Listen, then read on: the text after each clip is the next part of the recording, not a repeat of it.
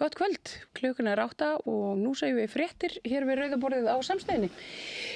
Það komið 4. nóvember, ég heiti Marja Lilja og hérna Björn Þorláksson og Gunnar Smári Egilsson. Við byrjum nú kannski bara hérna heima. Fjölda fólks var sagt upp hjá Icelandair í dag. Já. 38 starfsmenn, mest allt skrifstofufólk, VFR fólk. Play, ekki alls fyrir löngu, Bakki, Arhinja eða Hrunin, stóriðan á Húsavík og við getum haldið áfram. Það augljóslega... komið hrun? Nei, þetta kannski ekki hrun en það alltaf kólna. Já. Og atvinnuleysistölur munu fara upp og í þessu árferði þá spyr maður sig efnahagsumhverfi sem okkur er boðið upp á.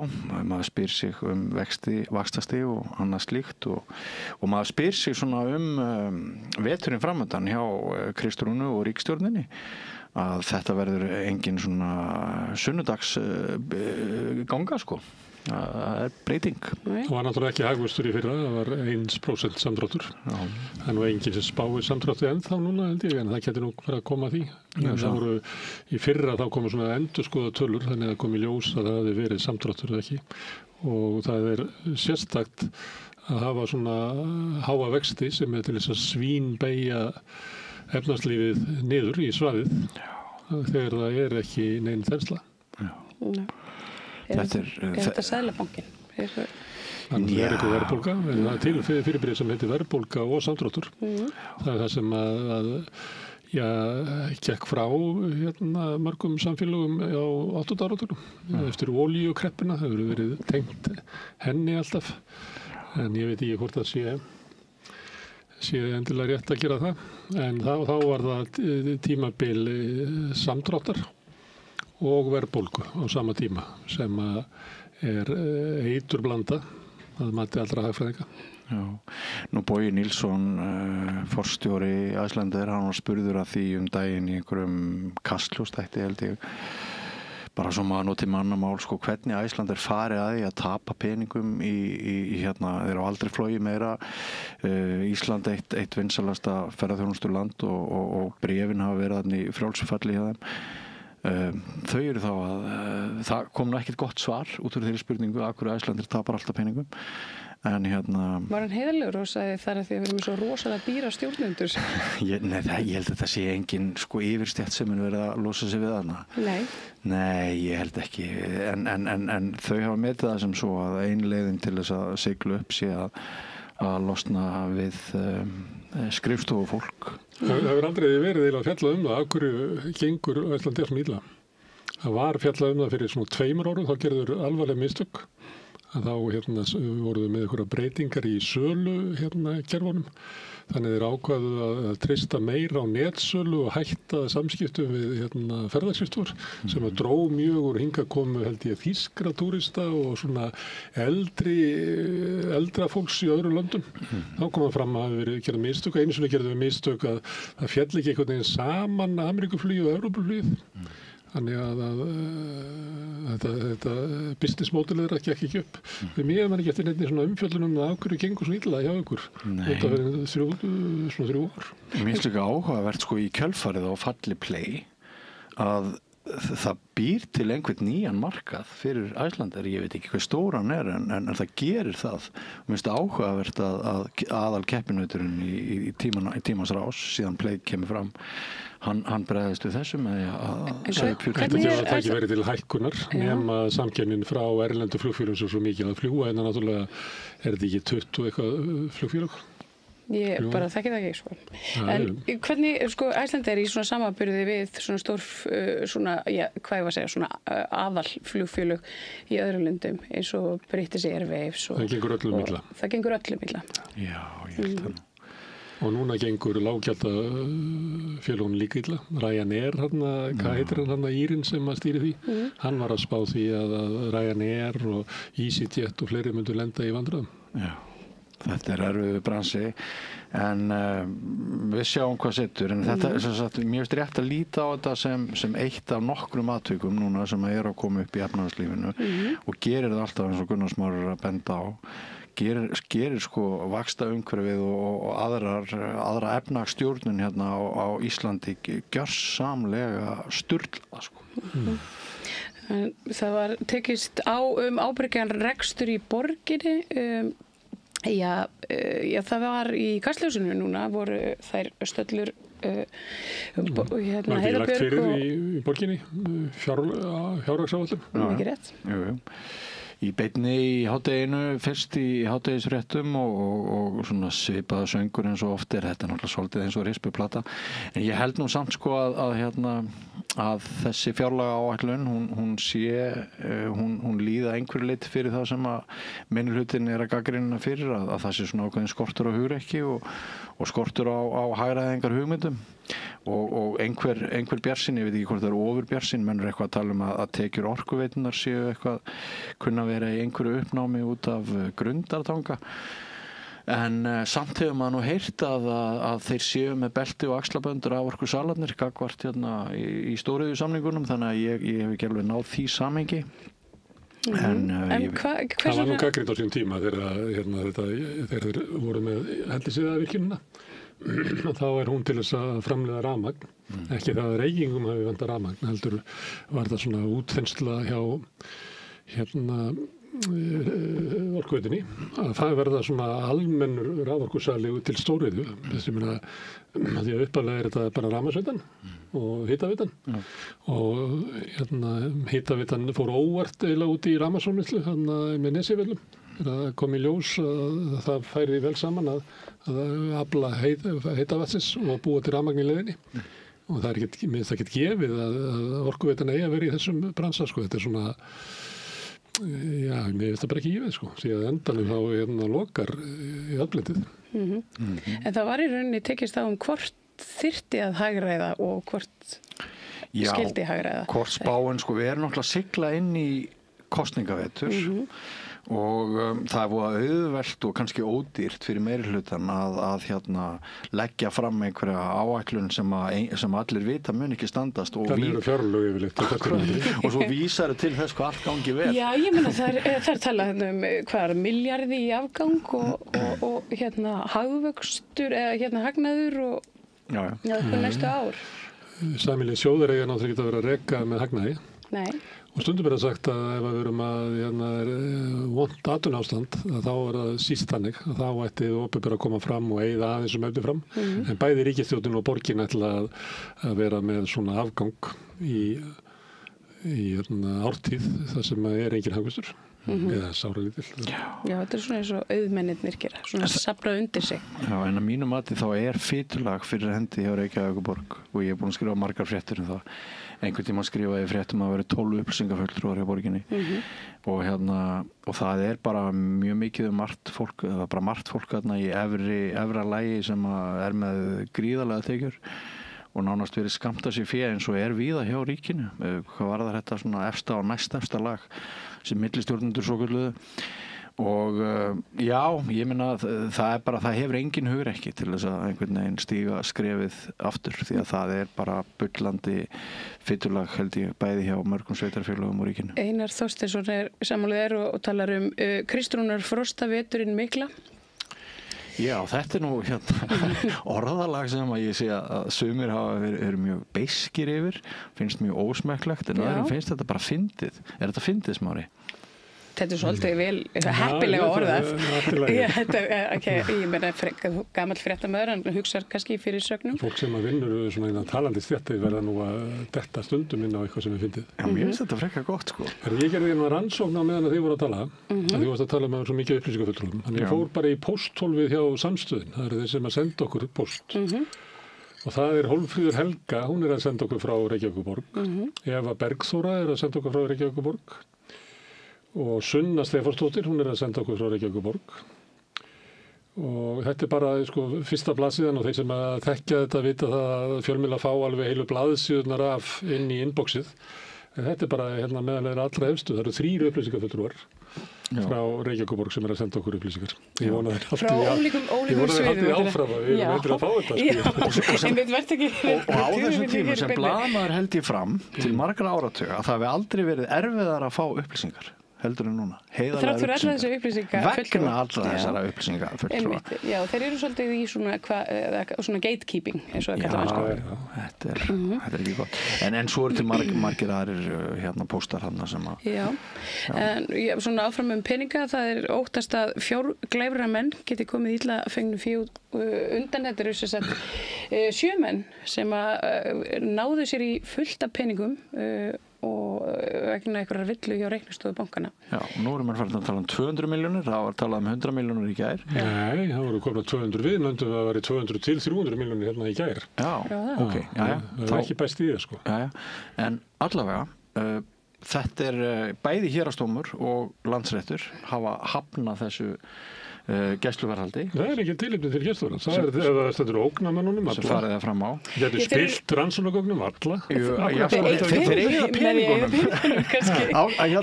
Ákæruvaldið segir, nú eiga þær öllum peningunum sem þau tóku frá bankanum. Dómarinn finnst það ekki nógu góð rök. Nei, hún finnst það ekki nógu góð rök. Kannski heldur dómarinn með bankaræningum eins og ég. En löggan á Landsbankinn og ákæruvaldið vælir. Já, það gerir það. Og það er nógu að gera hjá lögreglunni. Það er sko að því að sagði með væli. Það vitna hérna í sonarson minn sem að heyrði, hann var í svona fatahenginu þar sem börnunum að fara heim, hann 2 ára. Þá kom hann upp á dreng sem var að gráta og svona minn sagði hann, það er ekki nóg fyrir það að gráta, þú voru að væla. Það koma þessu ráði.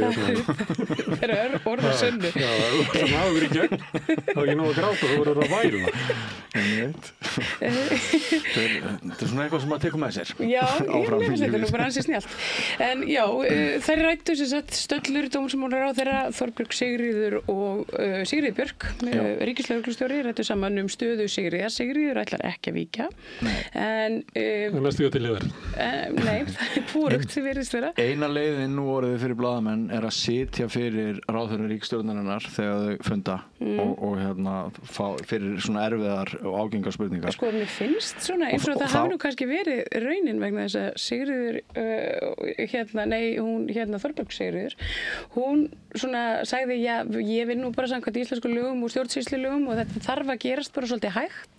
Þannig að ekkert vera ít á mig, sagði hún í einhverju viðtali í dag. Já, en sem sagt, þeir fá þarna aðgengi að henni blaðamenn frá nokkrum miðlum og hún notar alvarlega, ef við getum bara aftur fengið þessa fyrirsögn upp. Það er svona stóra orðið í þessu er alvarlega. Hún notar það í þessum viðtölum. Og þessi þegar hann bakk út úr þessu, hún verði að láta Sigríði fara. Ég held hún sé að senda okkur skilaboð. Ég held að þetta sé bara tákróið. Ég held við bara þurfum að lesa þetta eina orð, að hún notar þetta sjálf. Hún er að búa okkur undir. Hún metur að ríkislögreglustjóri sé alvarlegri stöðu. Já, hún bara metur það sem svo held ég að ríkislögreglustjóra sé valla sætt. Þá passar það sem að Marja er að segja, en á sama tíma veit hún að þetta gangur svolítið hægt. Já, ég er sammála. Hvað er að segja, svona þriðjudaginn í næstu viku kemur frétt það að... Nei, seinna. Það er svona hálfur mánuður í það. Hálfur mánuður? Heldur þú látið fara bara svona rétt fyrir jólin? Þetta er eins og hún segir sjálf. Hvað er hún fyrir að væla? Það er rétt fyrir jólin, það er 2 mánuðir jóla. Eins og hún segir sjálf, það þarf að gera þetta rétt. Þetta er lögfræðilega flókið. En ég heldur, mér veist bara frétt í þessum umhverfum. Mér veist, nú maður að heyra Sigmar Guðmundsson hafi pizzað fréttaskot. Já, ég sá þessu haldið fram einhvers staðar svona á internetinu. Það var á einhver vefsíðan fréttin.is. Já. En hvað fekk það eru margir eins og Haraldur Jóhannesson þegar hann var látið fara. Já, hann fekk einhver 50 milljónir. 57. Já, vara saksólari, hann er á launum til næstu 700 árin held ég. Já, næstu 700. Þannig ef þú verið svona fjárhagslegur ráðgjafi Sigríðar, þá myndir þú segja við henni ekki hætta. Nei, látur reka þig og þá getur þú bara haldið upp í vinkonuðinni. Ég spái að þetta verði stál í stál. Alveg. En mér finnst hún vera að gefa okkur ákveðna vísbendingu með því hvernig hún talar Þorbjörg Sigríður Gunnlaugsdóttir. Hvað var hún lengi að leysa að vara saksóknaramálið? Það var á höndum fleiri en eins dómsmálaráðherra, sko, Guðrún Hafsteins. Já, Guðrún Hafsteins hafið það hjá sér. Já, var svo ekki komin, kláraði hún það? Nei, ég held að Sigríður Þorbjörg hafi gert það. Já. Herðu, og hérna ennaf lögreglu. Já, það eldirhellir lögreglukvennas situr inni fyrir morð. Þetta frétt, sem að datt bara inn og vísi hérna rétt áðan. Þetta upp úr lögreglu tímaritinu og segir frá því að það sé eldirhellir sem að hafi verið að hrella konur í starfi eða vegna starfa sinna. Og að hann hafi svona hálfpartin fengið þær á heil, eða algjörlega fengið þær á heilan. Það svona mjög vanheill maður. Mjög vanheill maður, enda sjáum við það, hann situr inni fyrir morð. Þetta hryllilegu veruleiki, en ég veit ekki til þess að það sé neitt öðruvísi í lífi annarra kvenna. Þetta svona, það talað að þetta sé alvarlegt að ekki sé gripið inn í þegar að einhver eldirhellir lögregluna, en það er lögregla getur ekki einu sinni vernda lögreglukonur fyrir eldirhellum. Nei. Þriðja tilvikið sem við heyrum á núna á örfáum dögum ofan á skandalinn hjá ríkislögreglustjóra. Þetta hlýtur á áhrif á traust. Já, ég reikna nú með því. Það verður gaman að sjá maskinu könnunum þetta. Því löggan hefur oft mælst svolítið vel og stundum hefur maður ekki botnað í því hvað hann hefur mælst vel. En það pólitíkin snúist að sönnu og sameiginlegt framboð ekki í kortunum. Það á vinstri væng. Þetta það Líf Magnúsdóttur og Dóra Björt, Sanna Magdalena þær svöruðu þessu frekar afdráttarlaust í aðspurðar. Það ætla ekki að Þetta var fréttaskýring í einhverjum fréttaskýring á Vísi og bara nokkuð góð, þeir hringdu í dálítið marga. Það einmitt, það virðist vera sem að segja ekki stemning fyrir sameiningunni og Sanna ekki með stuðning núverandi forystu sósíalista. Framkvæmdastjórnin og Jón Ferdinand Esterason, hann formaður Reykjavíkur félagssósíalista, held ég. Nýstofnað, sem nýstofnað. Nýstofnað, var nú fundið að því að það var ekki öllum, mjög fáum raunlega sósíalistum í Reykjavík boðið til stofnfundarinn. Þannig var eiginlega bara Jón Ferdinand og félagar sem bjuggu til þetta félag. Já, en ef við getum talað um einhver verðmæti innan sósíalista flokksins, þá myndu flestir segja Sanna Magdalena Mörtudóttir. Ekki Jón Ferdinand. Sennilega ekki. En það talað það einmitt í greininni að Sanna sé í rauninni í lykilstöðu ef kæmi til þess að mynda einhvern meirihluta svona en nú ég að tala bara um stöðunar á meðal sósíalista, hún virðist vera vonlaus að þetta bakland sem að ætti hennar að vera núna á meðal sósíalista, það vill hann bara út. Það hefur verið, og svo hefur hann fengið stuðningsyfirlýsingar. Ég á nú fréttir að það var bakland sósíalista sem fór á fund, félagsfund sem að þessi nýja stjórn sósíalista boðaði og krafðist þess að yrði haldinn auka aðalfundur. Líklega til þess að ýta þessari stjórn í burtu sem ekki hefur stuðning meðal almennina flokksmanna til þess að væri kannski þetta bjóða sönnu fram. Já. En það hefur ekkert komið út fyrir því, það? Það kom ekki fram í þessari frétt. Það hefði verið, Sanna sagði það hefði verið samþykkt á fundunum að boða til auka aðalfundar. Það? 15. nóvember. Þá hef ég mistað því. Þannig að þá kannski einhver öfustund í þessu. Já, svo. En VG í vondumálu, þeir meldist ekki inn í síðustu könnun. Það hafa alltaf verið svona, og það að sjá á svona könnunum landsmálin að þar liggur VG bara niðri. Þannig að það þarf eitthvað að ganga á til þess að rífa það upp, en svo náttúrulega kannski enginn að hugsa kosningarnar núna. Þannig að fólk svarar þessu bara.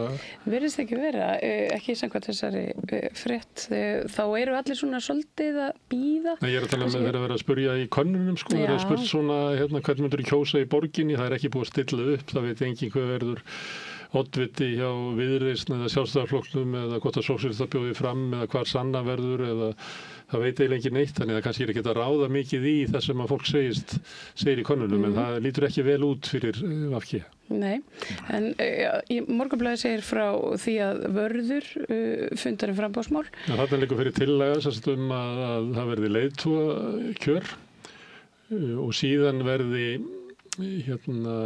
næstu 6 sæti að það verði kosið þau á fulltrúaráðsfundi sem er þá ekki prófkjör. Það verði bara prófkjör leiðtogann. líklega hugmyndið þarna vegna ósamstæð hóps frambjóðanda mörg undanfæri kjörtímabil. Það var alltaf verið vandamál að þannig hver höndin upp á móti annari inn í borgarstjórnarflokknum. Að þarna verði kosin leiðtogi og hann hafi síðan eitthvað með að gera með fulltrúaráðinu. Hverjir verði næstu. Þannig að ef að þau fá góða kosningu og með nýjan oddvita, að þá sé það samheldinu hópur sem að stendur á bakvið oddvitan öfugt við það sem núna ég held að heldur sé eilífum vandamálum með þennan borgarstjórnarflokk og þannig var það áður og þar áður og þannig hefur það verið eiginlega alla þessu öld til ég. Eiginlega það búið verið síðan að Davíð Oddsson steig upp úr oddvitastólnum 1991. Maður sér ekki betur en þessi leiðtoga prókjör svo kalluðu séu hinn nýju prókjör. Þetta svona tískubóla. Viðreisn og fleiri flokkar að horfa til þessa, náttúrulega minni kostnaður og svona. Sko síðast við uppstillingu, þetta var svolítið sovjast system sem að flokkarnir höfðu fyrir síðustu alþingiskostningar á svo stuttu tími, sögðu þeir að það var ekki tími til að gera neitt, en bara stilla upp og raða upp. En svo hélt maður kannski að flokkur eins og Sjálfstæðisflokkur sem að lengi hefur stært sig af þessum lýðræðislegu venjum að vera með öll þessi prófkjör að þeir myndi aftur fara þangað. Þú nefndir Viðreisn, Vísir segir frá leiðtoga prófkjöri mitt stemtaði eftir áramót. Kunnuleg nöfn möguleg í pottinum. Já, þetta eru þau. En þetta raunverulegt? Er þetta bara einhver blaðamaður sem svona gíska? Já, nú þóri ég ekki að vera með það, sko. Þetta fólk hefur sagt eitthvað svona, það er ekki þverteki fyrir það. Nei. Og líklega er það eina leiðin ef þú vill losna við að vera á svona myndum, þá verður það eiginlega að segja þvert nei og flýja land til þess að losna við að vera í þessari upptalningu. Það er erfitt að stoppa það. Þannig að þið þýr ekki að segja njá. En hann að þessi miðið, hvað heitir hann aftur? Birgisson. Já, Jakob Birgisson. Já, hann svarar nú í þessari frétt að nei, ég var nú bara að spá að fara aftur í uppistand en maður veit svo sem aldrei. Þannig að kannski hann er aðstofamaður ráðherra, ekki? Já.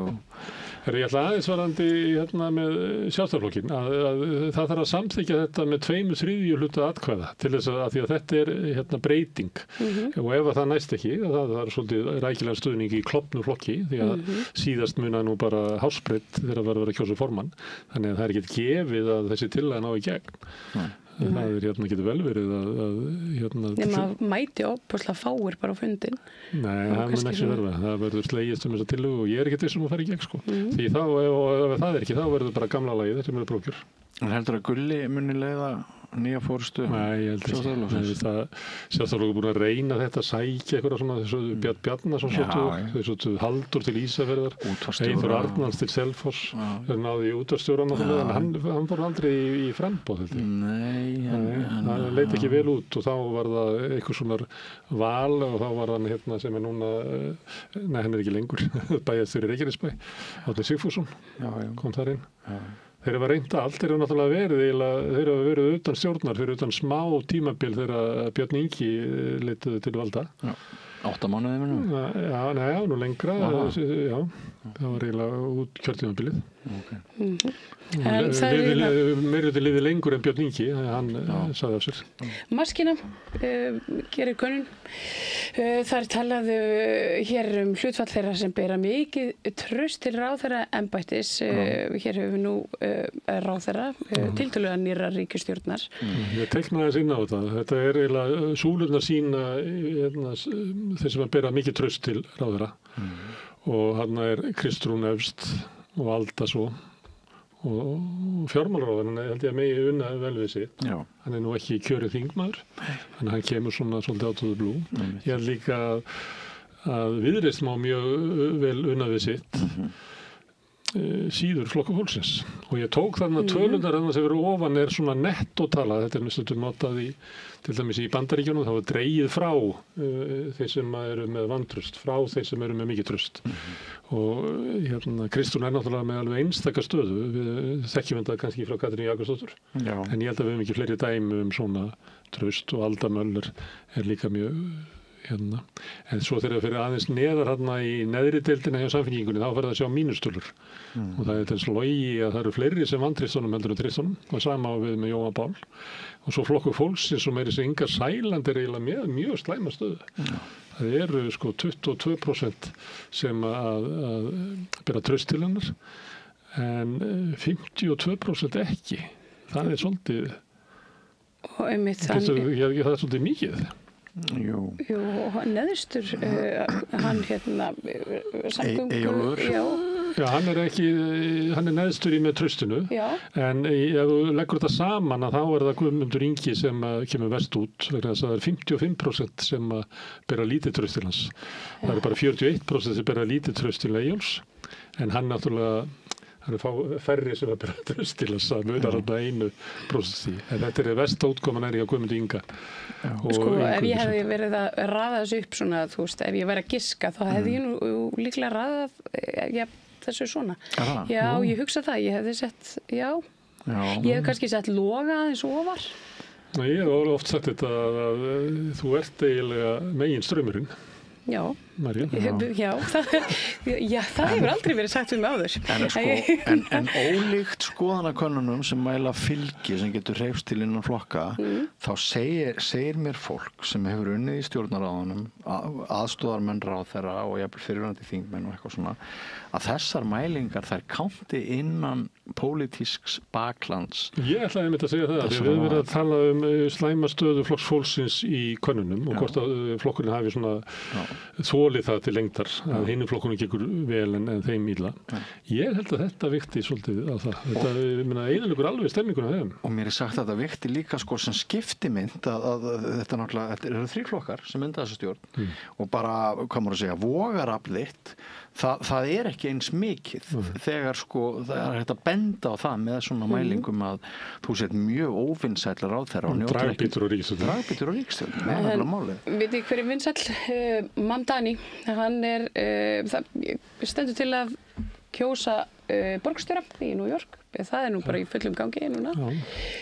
Fólk flykktist hreinlega á kjörstað. Þetta kjörstum loki ekki svona klukkan 2 í nótt okkar tíma. Já, þannig að það er svo sem ekkert nýtt þessu, en mér fannst reyndar svolítið skemmtilegt hérna ég tók saman nokkrar fyrirsagnir Fox talar að þetta svona eins og slæmt að ef að Mamdani vinni og þá þýðir það að sósíalisminn muni honum muni, hvað var það, vaksa. Það talaði að ef hann vinnur með svona góðum mun, þá muni það leiða til þess að demókratar muni horfa til þess að finna einhverja svona vinstri frambjóðendur á móti Trump. Að þessi fundið hver er lausnin á því að vinna Trump. Og það er akkurat, það er en ég held að líka fyrir á því að hann vinni með mjög góðum mun síðu svona.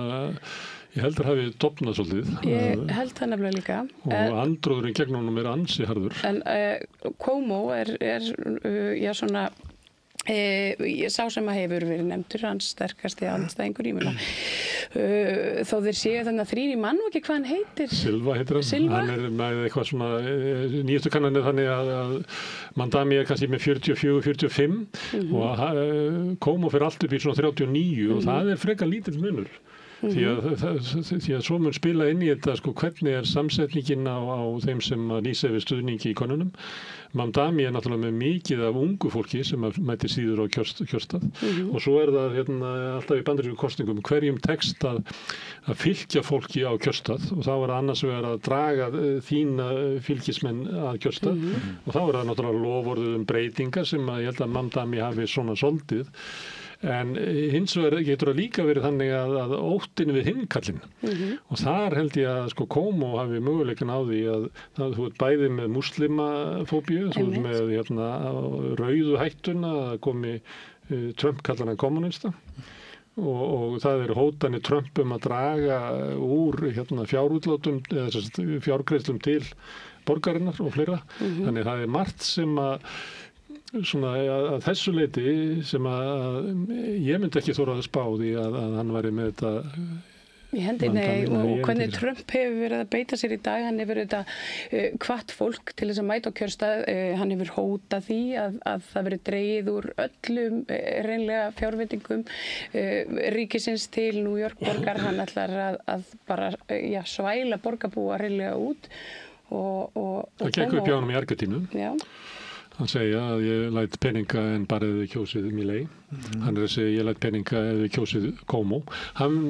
Cuomo náttúrulega demokrati og Trump lýsir ekki stuðningi við Silva sem fulltrúi repúblikana. Hann segir að það sé betra að kjósa ömurlegan demokrata heldur en vonlausan repúblikana til þess að losna við kommunistan. Já, en sko samanber þessa fyrirsögn og þetta sem vorum að ræða í gærkvöldi að milljónir myndu flýja New York eða þessi gæi verið kjörinn. Það augljóslega mjög sterk öfl að vinna gegn honum. Ég sá eina góða skrýtlu, þá var svona yngra miðaldra fólk í biðröð að fara að kjósa. Og konan segir eitthvað svona, það sem að snér honum alveg með Mamdami var að tengdaforeldrarnir sögðust alltaf flýja borgina ef hann í kosti. Þannig að þetta allt tvíbent, sko. Þannig að getur verið þannig að fólk fari og kjósi vegna þess að Trump vill það ekki. Washington Post talar að hans velgengni sé bara stórt rautt flagg að nú muni einmitt rauða hættan umbylta öllum mörkum og það talaði þetta verði óbúslega hræðilegt fyrir efnahagsástandið og þar fram til göttunum. En talandi skrýtlu, þá skrýtla dagsins í New York mér fannst það svolítið áhugaverð. Þannig fólk að kjósa og það segir svona það þurfi nýja kjörseðil vegna þess að það hafi fyllt út í bubble, hvað segir maður, svona bóluna sem í rauninni bara það sem að merkir við X svona, við myndum leggja það efnu af svona og mikilli svona, hvað hefur að segja hvernig getum við þýtt þetta og empathetically svona, og mikilli nafni samhegðu já, en ég þurfti að googla hvers vegna í ósköpunum maður myndi gera það, fylla svona út af nafni, og þetta stórt vandamál í Bandaríkjunum af því að þau voru að taka upp svona rafrænt talningakerfi og það ekki komin neinn gríðarleg reynsla á þetta. Einu sinni áður hefur þetta verið notað, en þetta sko svona sívalningar eins og hægt að sjá þarna og það má ekki strika eða krossa, heldur verður að fylla út í, en það má heldur ekki fara út fyrir. Þannig að fólk í stökustu vandræðum með þetta og það má auðvitað ekki vera með hvernig penna sem en það eru ekki pennar á kjörstöðunum, þannig að fólk verður að taka með sér bláan eða svartan og þetta svona þess vegna var þetta fyndin skrýtla í New York. Þetta skrýtla sem það útskýringar. Þetta einmitt, já, það kannski ekkert rosalega góði brandarar, en mér fannst þetta svolítið sniðugt. Þegar maður búin að sjá útskýringuna. En það stór frétt í Noregi, NRK segja frá þessum hræðilega eldislaxi sem ekki bara ætlaður til manneldis sem hefur verið seldur núna úr landi. En það fyrirtæki sem að kallast North Tandem sem einhvers konar milliaðili í viðskiptum með eldislax og þetta þá þannig að fyrirtæki kaupir upp ónýtan lax eða svona frekar ólistugan, þá hann blóðgaður með sár eða lúsugur jafnvel og pakkar þessum ónýta fiski inn í fínar pakningar og selur úr landi. En það sem að það bannað að selja svona ónýtan fisk úr landi í Noregi og vonandi bara og sem flestu stöðum, þá svona gerðu brugðu og ýmsi ráð til þess að komast fram hjá þessu.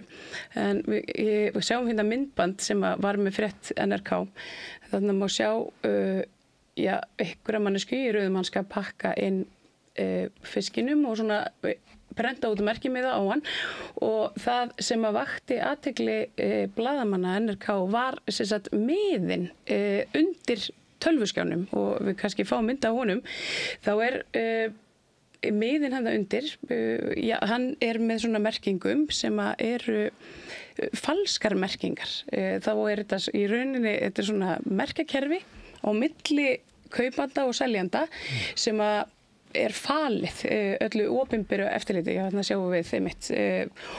Þetta er flutt út sem eitthvað allt annað en lax. Já, og ord A og B og 1 og 2 og svona.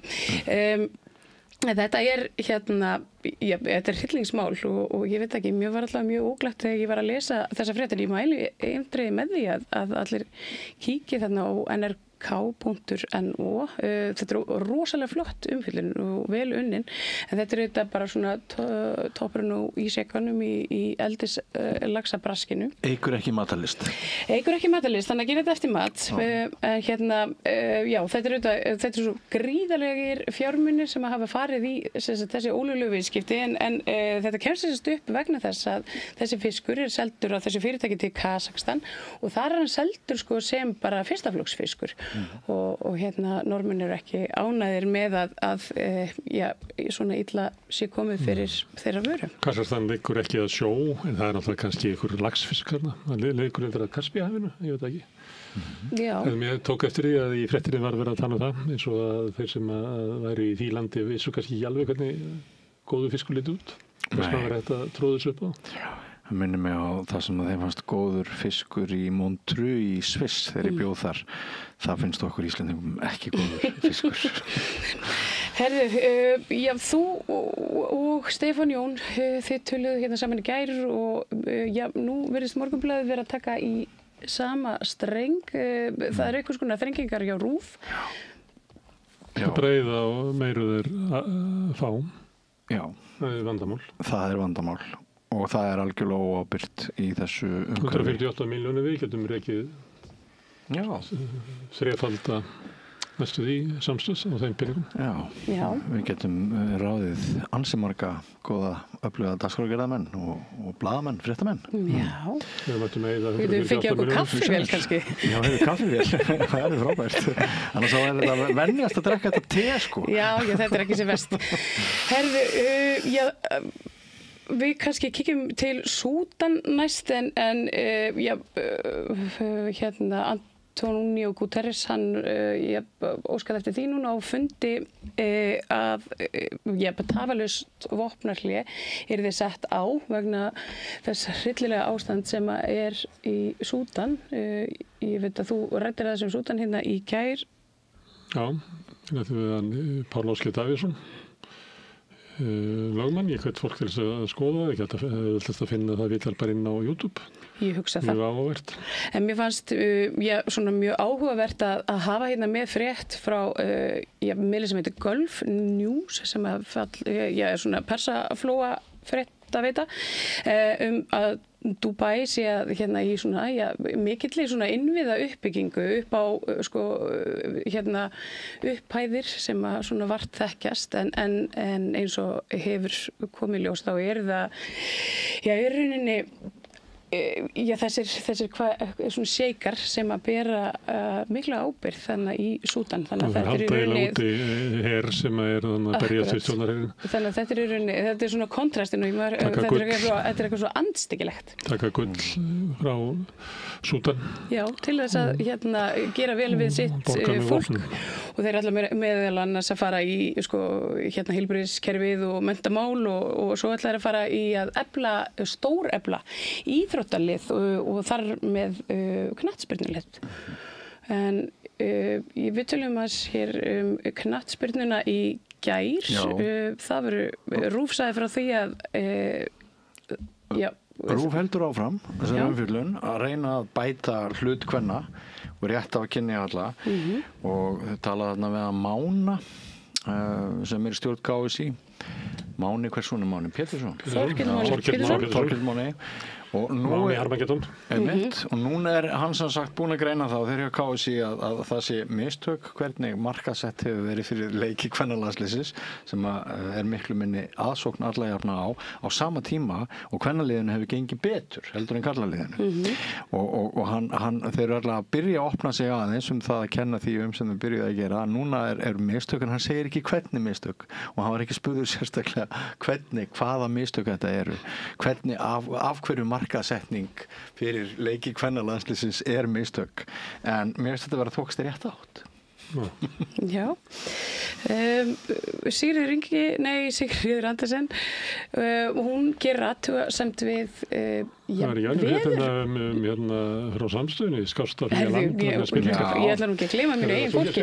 Jú, nú hérna við höfum öll undrast viðbröðin eftir vaxtamálið, dóminn í Hæstarétti og hér bara góður prestur, hann heitir Arnaldur Bárðarson og hann hótar því að flytja á landi vegna spillingar og hann segir bara ég búinn að fá nóg af spilling og óstjórn og svo spyr hann, þetta svo góð spurning, það ekki tímanna tákn að samtök neytenda fái íbúðalán, bankana dæmd ólögleg, niðurstaðan að helst engir fá lán og fasteignamarkaðinn segir að hann sé frumskógur, okurs, hafta og glæpamennsku og ég segi nú bara við þurfum fleiri svona raddir. Já. Og Guðsmaðurinn hefur talað. Þú ert ekki að missa þessu rödd, það er ekki að flýja land. Ég veit. Við þurfum nú greinilega fleiri, vann að fara. Í athugasemdum við þessa fréttasamstöðurinnar, þá eru tugir manna sem segja að þetta akkúrat það sem svo margir hafa neyðst að gera, að flýja land. En já, Sigríður Andersen, hún ætlar ekki að flýja land út af þessu sama. Hún komin nóg af veðurstofunni. Já, það var út af þessum, fólk var sendt heimina, við töluðum það, í hádeginu, svo varð ekkert úr vondaveðrinu. Hún tók þetta fyrir upp á Alþingi. Já. Vistu ykkur þetta vera mál sem að Alþingi? Nei. Ykkur nefnd Alþingi segi að hvað? Ég veit ekki, ég næ ekki stundum hann að þessu umræðum á þingi. Akkur skrifa ekki bara grein eða eitthvað? Þau elta þessar 2 mínútur sem þau fá í athyglinna eftir störf þingsins. Nætti ekki forseti þings að segja, byrju Sigríður, hvar í stildum Alþingis á þetta mál heima? Ef þú vilt bara tjá þig, skrifa bara grein á Vísi eða... Við getum byrt eitthvað á samstöðinu og flera. Já, hann velkomin að skrifa grein á samstöðinu. Eða þessu tíma, svo setur fólk og skrifar þetta niður.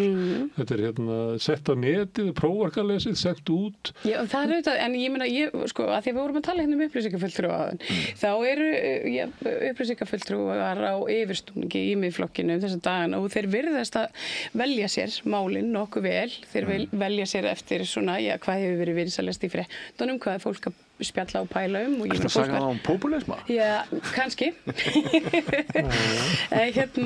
Kannski talaður hennan reikningsstóttu bankana að kemur á morgun eða spá því að verði í óundirbúnum fyrirspunnatímum verði í einhverju miðflónum sem að vera að tala að hver passaði peningin í reikningsstóttu bankar. Það er alltaf hægt, það er nefnilega eiginlega hægt að sjá það fyrir hvað verður tekið upp af miðflóksmönnum næst hvort sem það er í fjölmiðlum eða á þinginu sjálfu. En það er það varð svona ákveðin polarisering í umræðunni vetrardekk. 60% ökumanna vilja negld vetrardekk. Er þetta meira að minna heldur en var? Þetta er rosalega fyndið fyrst og fremst. Það er núna sem að dynja frá Reykjavíkurborg hvatningar, auglýsingar til okkar að vera ekki á negldum dekkjum. Það fóru allir að negld dekki sér yfir. Svona líka? Og núna eru þau að vara við því.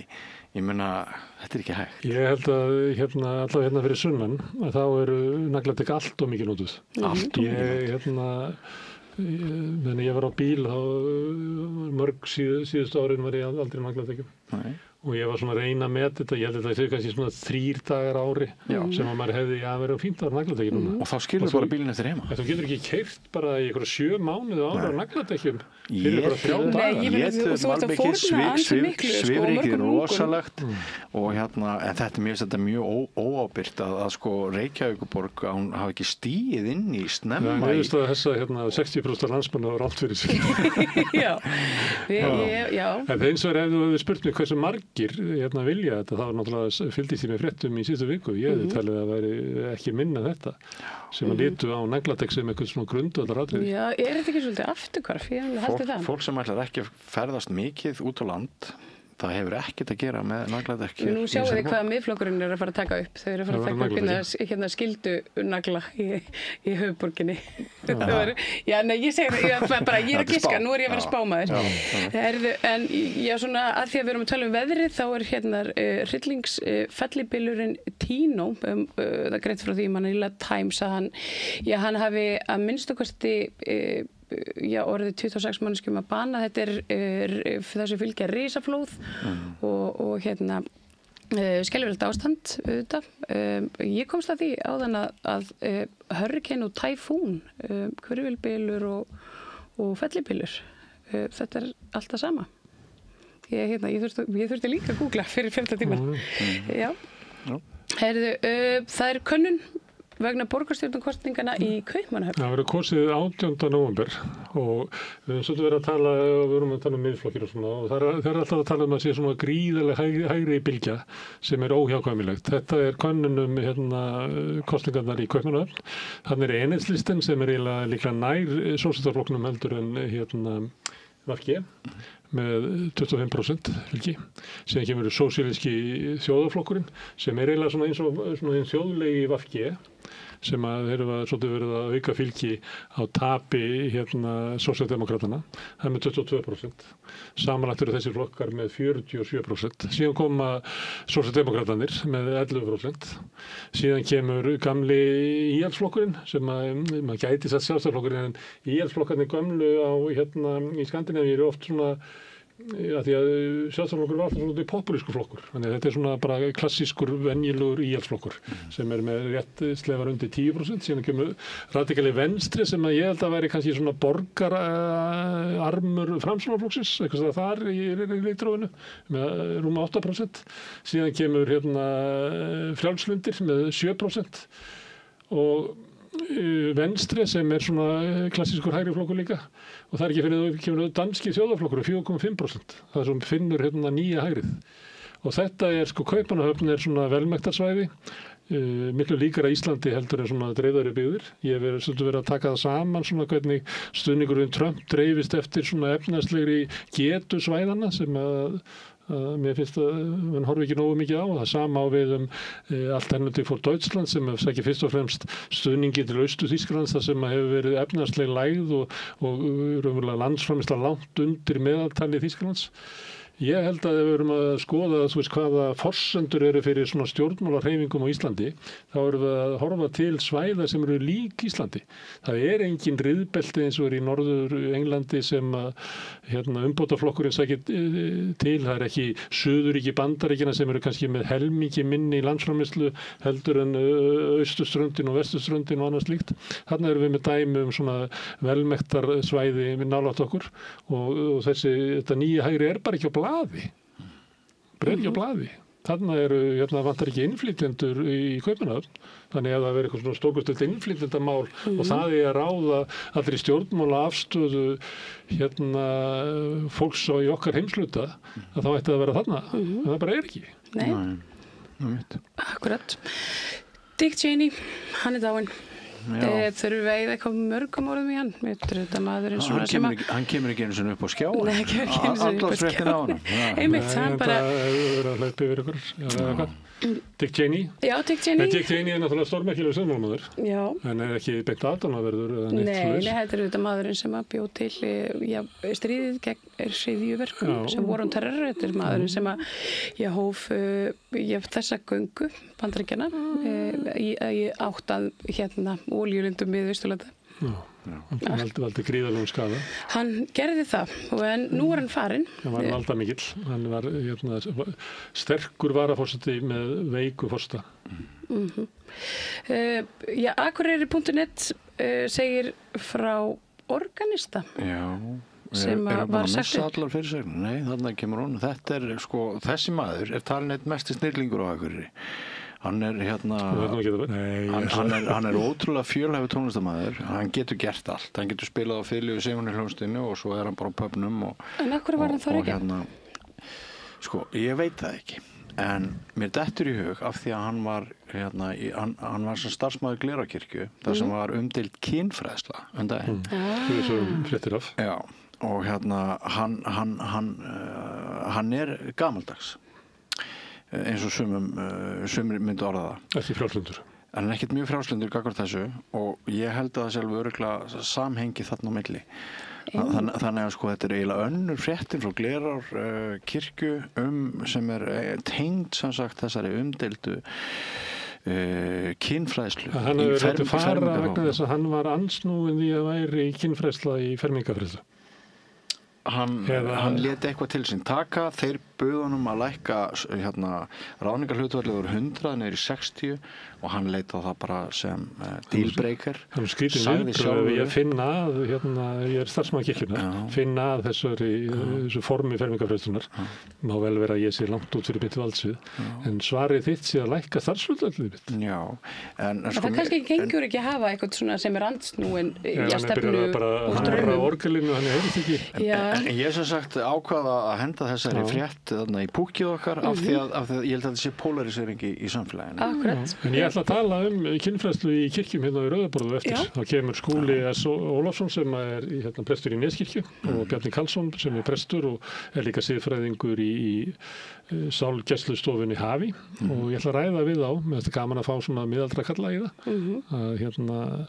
Þeir eru náttúrulega báðir verið prestar og hvort að kynfræðsla hafi verið lengi. Og líka bara grunum að þeir talið að vera báðir alveg nauðsynlegt að hafa kynfræðslu í fermingarfræðslu. Það var eiginlega ekki hægt að hafa fermingarfræðslu án kynfræðslu. Við ætlum að ljúka þessu. Sönn segir frá því að David Beckham hafi verið sleginn til riddara. Mikið var, segir hann bara. Ég held að vera lengur riddari. Ég er mjög ánægð með þetta. Já, hér erum við bara með working class stórkostlegu maður. Dreng sem að einhvern veginn. Allar þessar aukaspyrnur, það er verðskulda riddaratign. Og þessi langt síðan að tóka það síðust. En við skulum ljúka fréttum hér á þessu nótum. Missi ekki á Rauðaborðinu sem kemur hér eftir stuttar auglýsingar. Samstaða skilar árangri. BSRB, afl í þágu almennings.